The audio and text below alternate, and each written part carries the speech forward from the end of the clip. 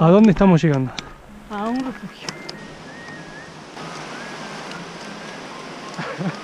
Punto de vista del glaciar de los Bossons.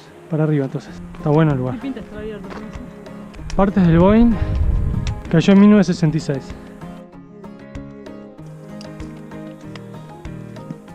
¿Qué me cansé?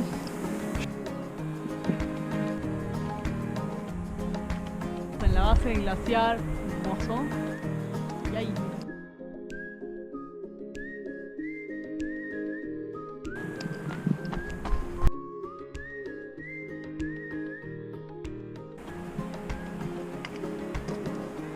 Fallen coconuts, cualquiera. Menos coconutero este lugar no puede ser. Esta es la Guild Midi. ¡Ay! Boludo, casi mueve la goma. Se me enganchó el cordón en la esta de mierda. Lo rompí, qué cagada.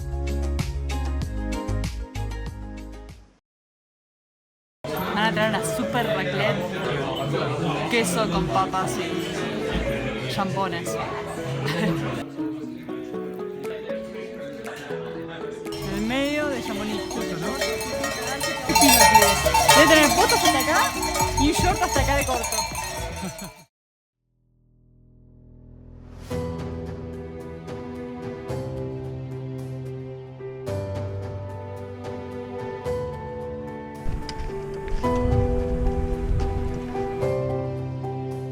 Los enormes que caen.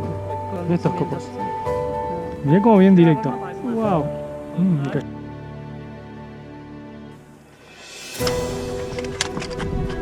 Vamos rumbo al glaciar.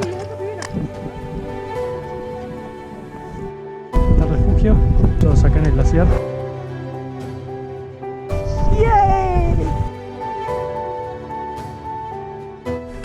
Bonjour.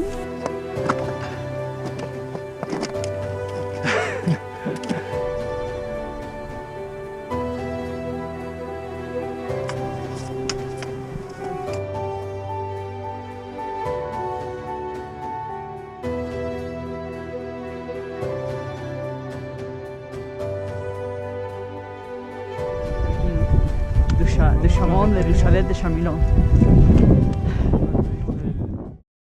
Estoy feliz porque es Suiza, claramente. Nos pueden haber recibido mejor, no puede haber sido todo más efectivo, más simple, más fácil. Que encima con unos macarons. Está nevando bastante copioso.